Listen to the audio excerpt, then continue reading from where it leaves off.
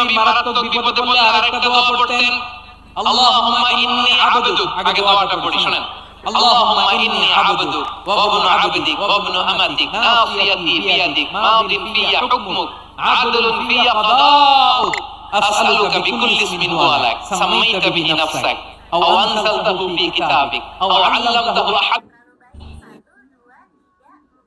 আহাদাম মিন খালকিক أو استأثرت به في علم الغيب عندك أن تجعل القرآن ربيع قلبي ونور صدري وجلاء حزني وذهاب همي سبحان الله পড়েন।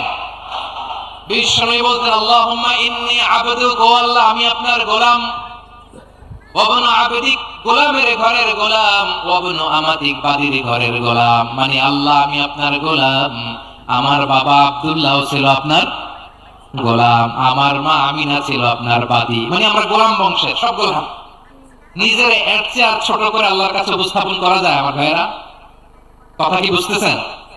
নিজেকে এর চাইতে ছোট, নগণ্য আর তুচ্ছ করে আল্লাহর সাথে প্রেজেন্ট করা যায়? বিশ্বনবী বললেন, ও আল্লাহ আমি আপনার গোলাম, গোলামের ঘরের গোলাম, দাসীর ঘরের গোলাম, নাসিয়াতি বিয়াদিক আমার মাথার চুলের ছুটি আপনার হাতের মুঠোয়, আপনি ডানে টান দিলে আমি ডানে যেতে বাধ্য, আপনি বাঁয়ে টান দিলে বাঁয়ে যেতে বাধ্য। সুবহানাল্লাহ বলেন। পিছনে দুই একজন ভাই দাঁড়ালেন কেন? হ্যাঁ বসুন, জায়গা চেঞ্জ করতেছে, সেই দুপুর থেকে বসে আছে আমি জানি জানি। মাশাআল্লাহ, কেউ দুই একজন বেরিয়েছে গ্যাপ পূরণ করতেছে, মাশাআল্লাহ।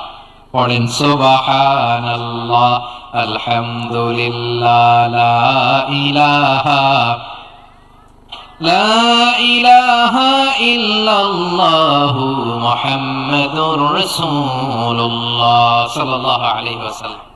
বিশ্বনবী বললেন, আল্লাহ আমার মাথার চুলের ঝুঁটি আপনার হাতের মুঠোয়। আচ্ছা, এইভাবে কাকে ধরা হয়? যে খুব ছোট, ঠিক কি না?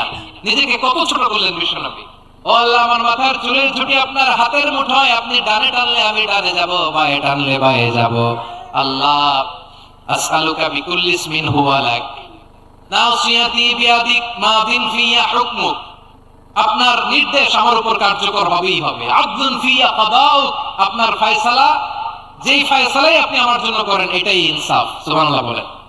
আমরা আল্লাহর ফয়সালায় সন্তুষ্ট হতে চাই না। কত কমপ্লেইন, আল্লাহ তুমি এটা দিলা না, ওইটা পাইলাম না, ওইটা হইল না রে, এরকম অভিযোগ কমপ্লেইন আমাদের আছে না নাই?